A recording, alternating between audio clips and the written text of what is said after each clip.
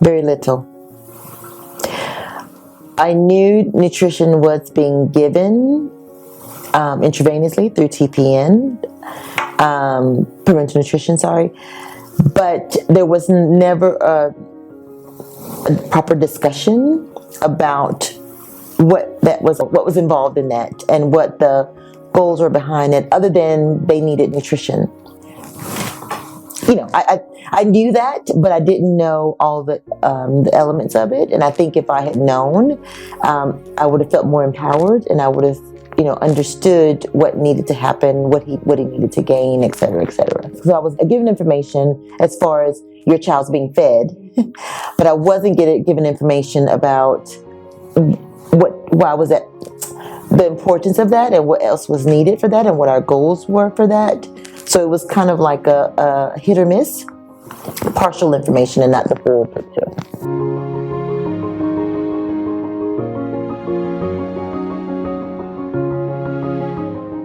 Beforehand, no. When he developed NEC, there was information. But again, very sporadic and vague information. So, and I think feel that it was not the right information, because the message was, if you give your child breast milk, you decrease the risk of NEC. I lost my ability to produce milk. So there was a guilt factor there, because I felt like, if I was able to give him milk, then he wouldn't have developed NEC. So the messaging was mixed, and I didn't really understand about the risks until he developed NEC, and then they connected the dots about the nutrition. So that's why I was saying earlier that the picture, the information was fragmented. The information was not given in a holistic manner, so you didn't really understand the connections until something actually happened.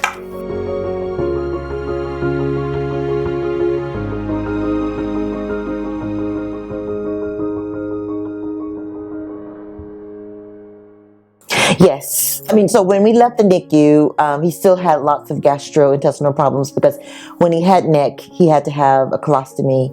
And so he had digestion issues for a while. So I did know about those long-term effects. We were under the care of a specialist. And I didn't understand about the growth aspect. I think what I didn't understand was how long were the long-term effects. Because I think we have this very artificial cutoff point of 2 years, and we had issues way beyond 2 years. So I think there needs to be a further discussion about longer effects, and not just, okay, we're going to check you up into 2 years and then we're going to leave you.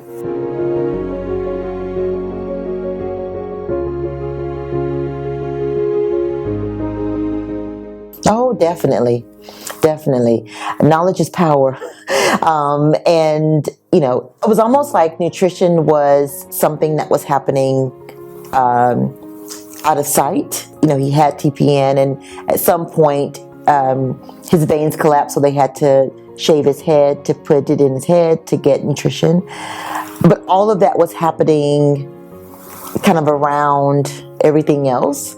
And so I think nutrition, the importance of nutrition, and how that connects to his development and his survival and his everything else. Yes, if I had known, I would have asked more. So it's now, I had to learn more after he got out of the NICU about nutrition, and I even started making his own food, because I was very protective of making sure I understood what he was being fed. But I think if I had learned that before, I would have asked very specific questions that I didn't ask.